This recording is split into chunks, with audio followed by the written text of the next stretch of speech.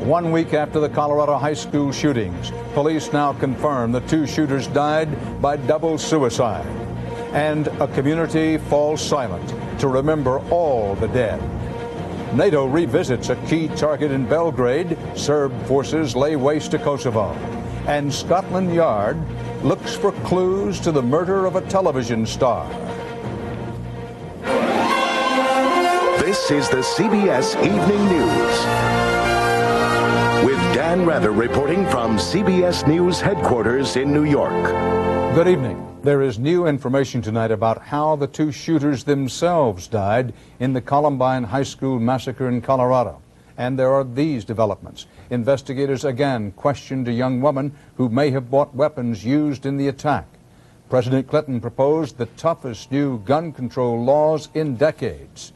This came as the bells tolled in Littleton 15 times for each of the dead, and the Denver area paused in silence to mark the exact moment of the massacre 1 week ago today.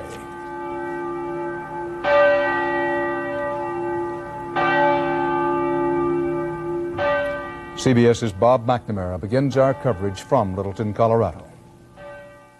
As police SWAT teams closed in on Columbine High last week and students ran for their lives, police say Eric Harris and Dylan Klebold took their own lives, that it was not a murder-suicide as some experts suggest. Everything is consistent with it being a double suicide. Each inflicted their own fatal wounds. And while this Colorado Springs gun dealer said the Columbine killers may have been to his shop recently trying to buy a war weapon like this, investigators today said the dealer's surveillance video couldn't back up his story. In the meantime, CBS News has learned Robin Anderson, a friend of the two killers, purchased two shotguns used in the killing spree from a Denver gun show 5 months ago. Police say she has been cooperative and will be interviewed again. As all the door locks were changed on the high school where Columbine students will finish the year, there were more questions about why it seemed to take SWAT teams an agonizingly long time to enter the school and end the bloodbath before so many students died. They also had bombs that they had to deal with. The sprinkler systems were going, ceiling tiles were falling, the alarms were screaming, the strobe lights were going. Basically all the worst things out of a horror movie. And in something like that, you cannot rush it. Again today, there were student funerals. 3 more shooting victims remembered and laid to rest. And to mark the 1-week anniversary of this saddest of days here, the Denver area fell silent. The time marked the exact minute the nightmare began. Bob McNamara, CBS News, Littleton, Colorado. Just before the bells began pealing across the country back here in the East, First Lady Hillary Clinton said the easy availability of guns for children is, quote, criminal. The First Lady was leadoff speaker as the President outlined new ideas for gun control. For more about that, we go to CBS News White House correspondent Scott Pelley. Scott. Dan, today the President said fewer kids would die in school massacres and other shootings if there were stronger gun control laws. Today, he proposed the most far-reaching gun control legislation since the 1960s. In an emotional speech, Mr. Clinton said opposition to gun control is crazy. This is about our responsibility to our children.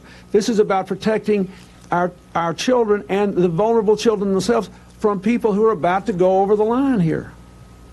And this is crazy that we're living in a society that takes no reasonable steps to protect the larger community.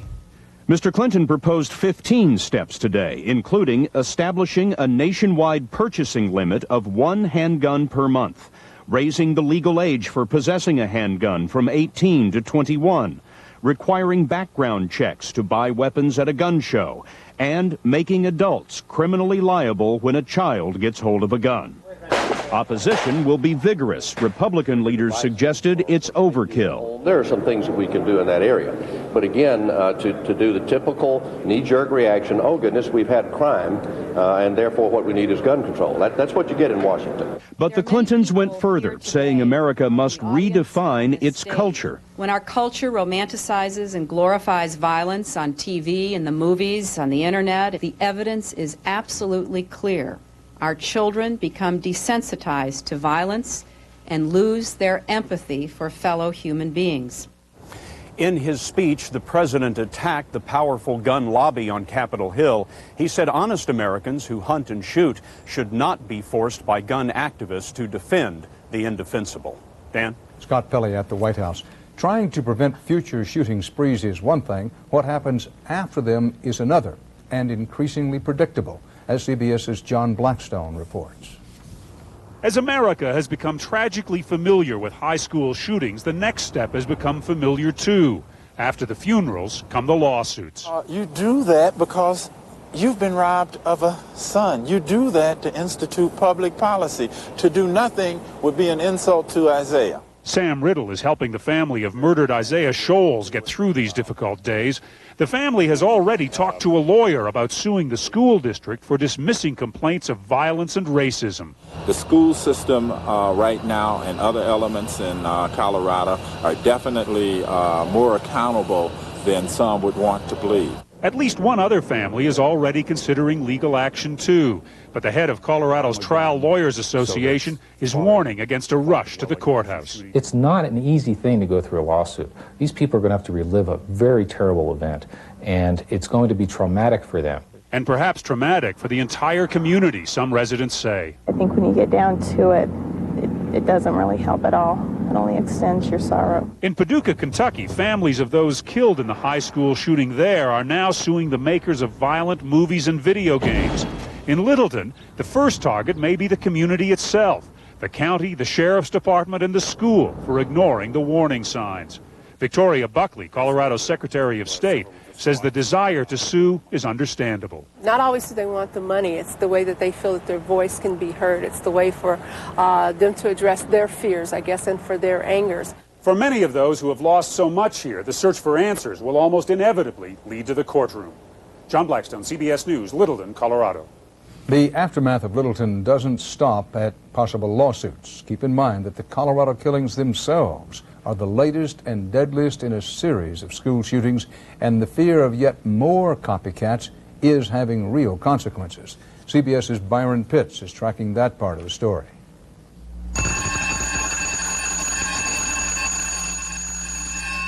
Hallways were empty and every classroom closed in Columbine County, Alabama today because of one crank call.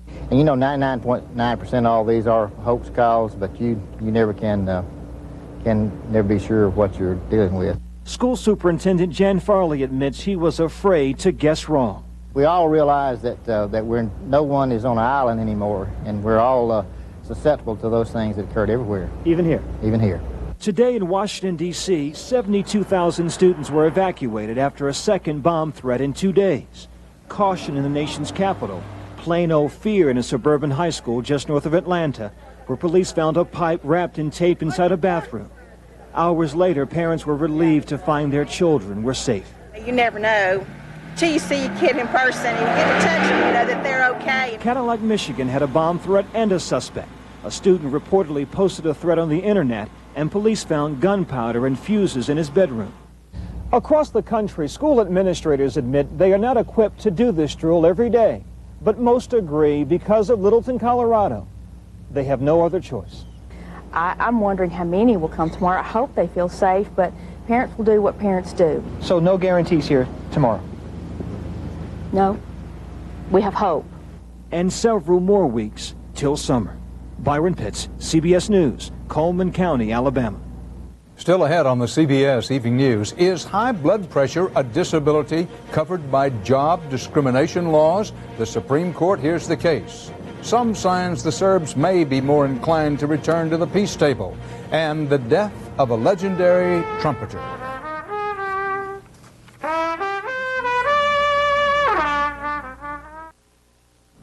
An International Red Cross doctor examined 3 American prisoners of war in Belgrade today. No official substantive public word about their condition, but a Red Cross official who saw them yesterday repeated they appeared healthy. The Red Cross said it was promised regular access to the prisoners. This came as NATO missiles again shook the Yugoslav capital. CBS's Richard Roth was less than a quarter of a mile from the target. NATO said it was just finishing a job when a laser-guided bomb tore into an empty Belgrade office building this morning. First hit last week, the headquarters of Slobodan Milosevic's political party was engulfed in flames. But rooftop TV towers were left standing, and according to NATO, were still in use. No more. They were blown away by a blast that smashed windows and shattered nerves all over the neighborhood. But as the dust settled, there were signs the bombing may be changing the atmosphere. There's something new in the air, and it's not just sunshine on a national holiday that's affecting the climate here. It's also politics. The most liberal man in government, Vuk Draskovic, now claims Milosevic is ready to give in to a key NATO demand for peacekeeping troops in Kosovo. It means we are very close to approach compromise. Though he was vague on a crucial issue, would the troops be armed, he made it plain Yugoslavia sees Moscow as a go-between. Russia's the key now, isn't it? Yes. With a nod to Russia's role in the crisis, State Department envoy Strobe Talbot met in Moscow with former Prime Minister Viktor Chernomyrdin. But the man at the center of the crisis was giving away nothing. Milosevic at a wreath-laying today remained somber, ceremonial, and silent. Richard Roth, CBS News, Belgrade. Thousands of refugees poured out of Kosovo today, with more stories of rape, murder, forced evacuations, and scorched earth, they say inflicted by the Serbs.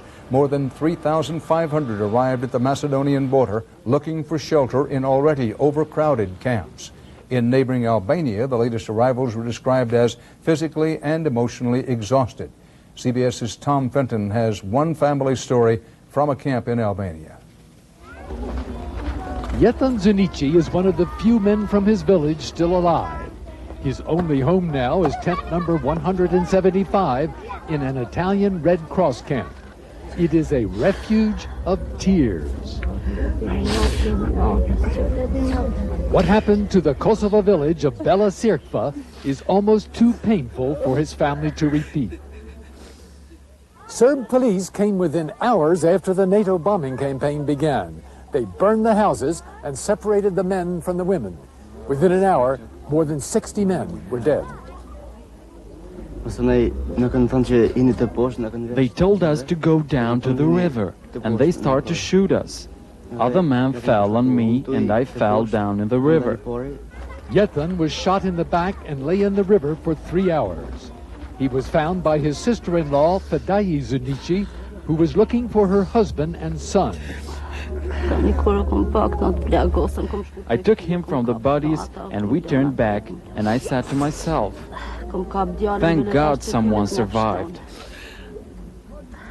But her husband and eldest son were dead. I couldn't recognize them. I couldn't recognize my son. They destroyed his body. I recognized him by the clothes. They destroyed his face.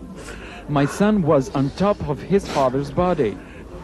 Her other son, Liridon, is all she has left. He keeps the only mementos of his father in a small plastic bag. 2 photos, a pair of eyeglasses, and 2 watches. His father taught English in the village school. We are Albanians. That's why they did this to us.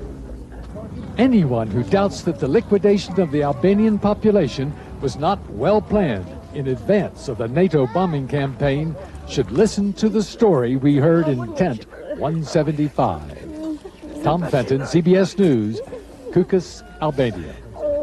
President Clinton today officially authorized the Defense Department to mobilize 33,000 reserves for the Balkan War. They'll come from all branches of the military. First to be called will be 2,000 airmen to support refueling operations in Europe. Straight ahead now on CBS, the Supreme Court takes up a landmark case on disability and the workplace.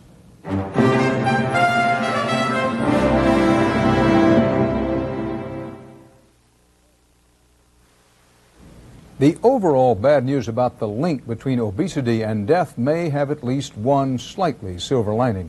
A study of 6,000 people in tomorrow's Journal of the AMA indicates the risk of obesity-related death actually declines with age. Bottom line, obesity is dangerous, but not quite as dangerous for the elderly as it is for young adults and the middle-aged. On another important health front, the U.S. Supreme Court heard arguments today in a case that's expected to have a major impact on which disabilities are covered by the law against job discrimination.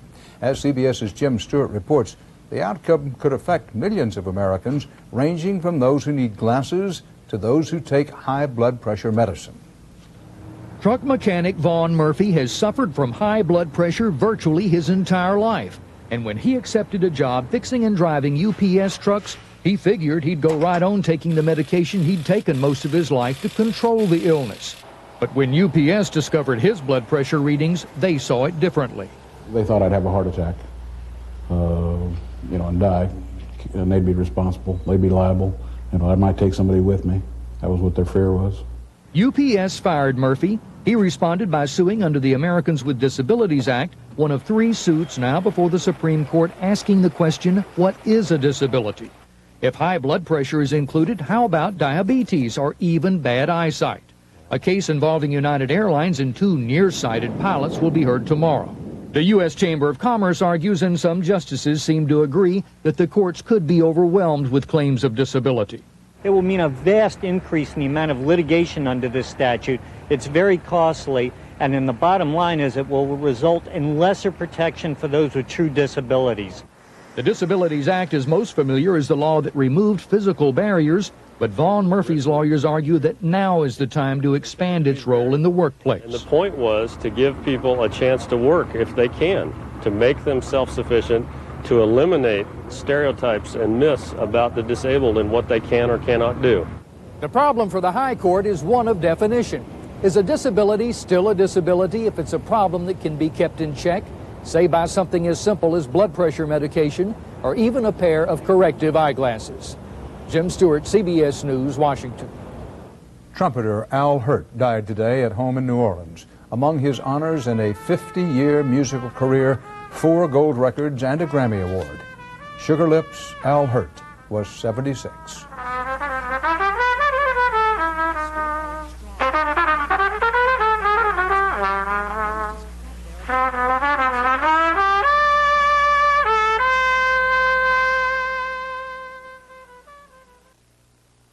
The FBI began a nationwide crackdown today on automobile theft. More than 200 people were arrested in 22 cities. Half the arrests were in the San Antonio area. This crackdown is aimed at small, organized rings that steal cars to order for chopping into parts or shipping quickly overseas. Congratulations are in order. Americans in every state have won the latest battle against inflation. A report out today says per capita income climbed 4.4% last year, far outpacing inflation. That means buying power grew 3.6%. And more Americans are using their buying power to buy houses. America's realtors say previously owned homes were selling last month at a record high pace. Also setting records, the Dow Blue Chips, up 113 points today to close above 10,800. But the NASDAQ took a hit as investors dumped technology stocks. Britain's Scotland Yard tonight is looking for a well-dressed man carrying a mobile phone and possibly wearing glasses. That's the description of a gunman who killed one of Britain's best-known television personalities. While it appears to be a hitman kind of assassination, the motive is a complete mystery. CBS's Mark Phillips in London has the story. Once again, flowers being laid in remembrance. Once again, a nation shocked by the death of an English rose before her time. I heard the scream. You heard a scream? I did hear a scream. There's one story this morning, the dramatic end of the... Jill Dando, a TV personality loved by her audience as much as by the camera, had become a cultural icon here, anchoring the news, appearing on a popular travel show, helping bring criminals to justice on another program dramatizing unsolved crimes. But now, after years of reading the news, she had become it, murdered on her doorstep. She received one shot to the head at very close range. I can say that the weapon used was a 9mm semi-automatic firearm. The kind of weapon and the kind of killing that pointed perhaps to a professional hit. In this country, something like a Beretta, like this one, is very difficult to get hold of. In the United States, this Smith & Wesson cost just $500. This murder is not just a personal, even a national tragedy, it's also become a great mystery. In the absence of any known suspect or motive, it's become something of a countrywide whodunit. Everybody seems to have a theory, from personal grudge to international conspiracy. Could someone fingered on the crime show have gotten even? Or even more sinister, could her recent promotion of a charity for Kosovo refugees have led to retaliation? Tonight, in a bizarre twist, Serb TV in Belgrade ran an obituary to Dando, saying her death was similar to the workers killed when NATO bombed the TV studio there. For now, Jill Dando is dead. The police have only a small lead of a man spotted lingering on her street, and lots of theories. Mark Phillips, CBS News, London. And that's part of our world tonight. For the CBS Evening News, Dan Rather reporting. Good night. For news 24 hours a day, CBS.com on the internet and on our interactive partner, America Online, at keyword CBS News.